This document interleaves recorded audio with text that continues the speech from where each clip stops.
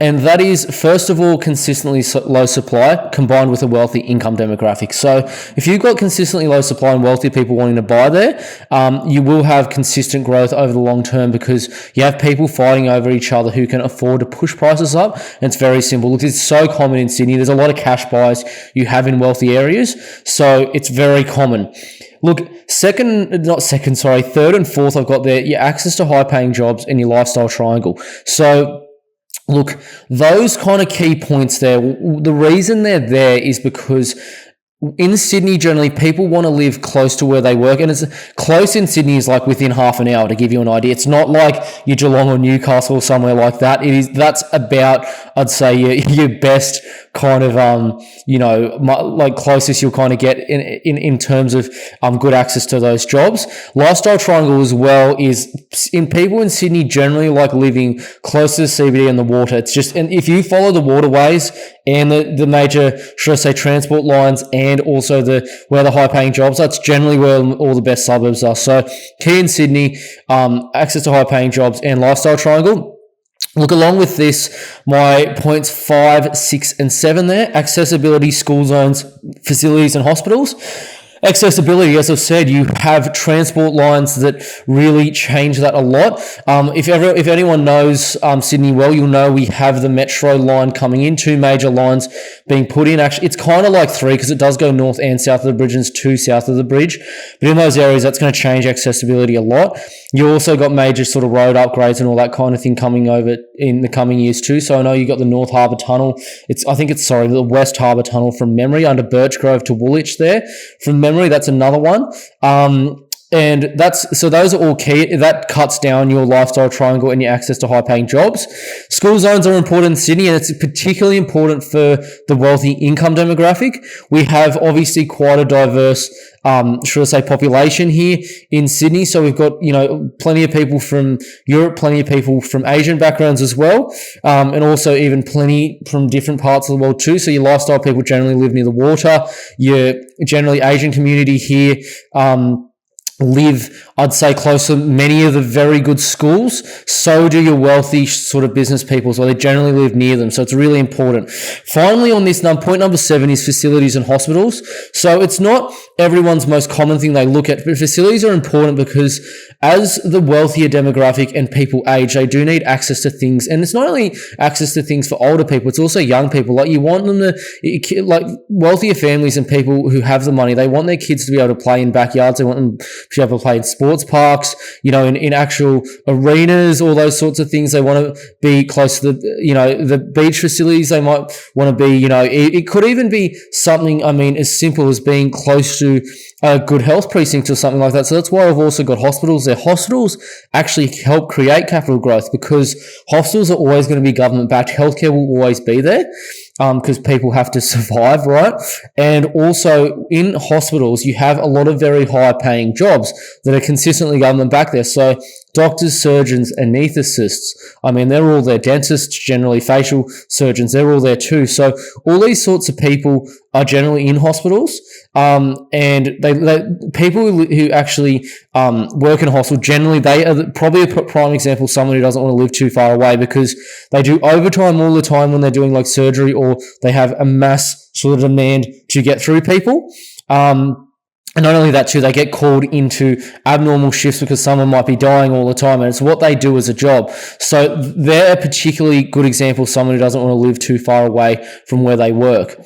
Now, what I'm going to get into now, though, so those are the fundamentals, but I'm going to now get into what's really driving the Sydney cycle at the moment. Now, first things first, it's raw undersupply is definitely your number one draft pick and what's driving the cycle. Now, what do I mean by this? Now, Sydney itself is very much so a landlocked city from every direction, Metro Sydney. So you got the Tasman to the east, Tasman Sea. You got the Blue Mountains to the west, the Ku-ring-gai Chase National Park to the north, and then literally the Royal National Park to the south. And they're actually landlocked all by waterways as well, to give you an idea. Now, what I'm talking about here is really I'm talking about pretty much your Parramatta to Liverpool east. That's really a Sydney City kind of area, should I say. Greater West, I'm not giving people shit who live out there, but it's not really a Sydney City region. I'm not really talking about there because there's a lot of supply there.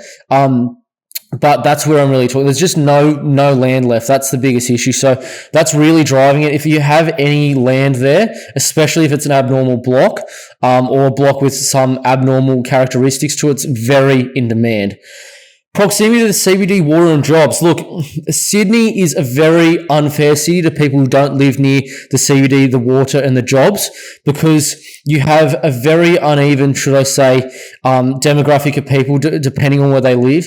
If you draw like there's a wealth line in Sydney, they say to draw, and it basically goes around the waterways, basically right out, and it kind of cuts off sort of the west of Sydney, and it's because all the jobs are kind of in the eastern part of Sydney, and then also you got northwest there as well. That's pretty much where all the jobs are.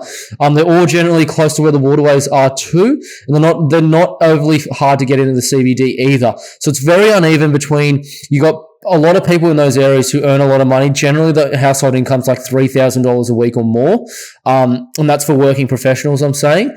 Census stats won't show that because it's including your retirees and your younger population that generally live in apartments as well. I'm talking about your working professionals in the detached houses. It's like 3,000 and above. All the people, not all, but a lot of people that live out west have much lower income than that. And they also spend like 4 hours a day, or not 4, it's probably like 2 to 4 a day just getting to and from work, because all the good jobs are in these areas. So it's very unfair. Planning, zoning, and lot sizes. So planning, let's get into that first of all. So planning is really important in Sydney because in Sydney, you've got certain councils that have a more development pro and certain ones who aren't. Now, what I'm saying here, it's not that you've got pros and cons for each of them, right? Land banking is great for a suburb that has very strict planning, and it's also great for capital growth too, because you will have developers pushing your prices up. However, it's good for different reasons compared to let's say another that might be a very high income suburb with very bad, should I say, or restrictive zoning and planning restrictions. So those sorts of suburbs, that what you're buying it for really is long-term capital growth, and it's scarcity of what there is, because the land in that is scarce, and it's because of the restrictions. It's not necessarily saying zoning. It's the restrictions you have for that. And the final point I've got there is lot sizes. Now, the Sydney lots have just been smaller and smaller and smaller. If you're on any land in a key area, especially if it's key to transport at the moment, your place is in demand. I'll give you a good example. I mean, I was at an auction within the transport orientated plan zone, and it was within that of Campsie, and it was a just standard 450 meter squared block, right? Now, because of what's going on with that zoning, the actual neighbor, he owned the same block. He bid it up to like $3 million because he would have the 900 meter squared, which would allow him to do something like, I think it's 8 to 12 stories high of a lot or something like that. So you're going to get that kind of stuff starting to happen in Sydney as well. Price points per suburb. Give you a good example. So, for example, the inner west at the moment in Sydney, anything under $2 million is extremely hot. Now, that's going to continue to happen in certain suburbs. Where you get basically certain suburbs being a good price, you'll get a lot of demand in those suburbs. So the key part of this is purchasing properties to the right price point in the right area. Now, what you'll have here is the spillover effect will happen in these suburbs. Really important and really key. It's very consistent amongst Sydney suburbs. Very, very key in that. So that's another point. And then final one that's driving it is really the location within the suburb. There are some Sydney suburbs that are very large. I'll give you a good example. You got Bexley. That's a really good example in Sydney. It's about 14 or 15 k's to the CBD. I think the even some parts of it are 12 or 13. It's a very kind of larger suburb, and it's kind of like long as well. It goes right kind of from Torella the whole way kind of down to Cogger and that. But Bexley, kind of, you got three different parts of Bexley. You kind of got your, I'd say, your kind of city kind of, not inner, but I call it kind of like a more transport city kind of part near Cogra, like near the train lines there. Then you got your kind of more just standard resi pocket sort of towards Bexley North. And then you also got your sort of more expensive, larger kind of home place near sort of Bardwell Park, Bardwell Valley. So Bexley itself there has different parts of the suburb. So really, depending on what you're buying and depending on what you're looking for, location in the suburb will matter. If I'm being straight honest about Bexley, because it's a key transport suburb of Sydney and it's close to Cogra and Rockdale, I think your best locations are probably the Transport pocket, and then you're sort of more exclusive, I'd say, Barbara Valley kind of pocket of Bexley itself. But that's a good example of how your location and suburb can affect what you're looking to buy.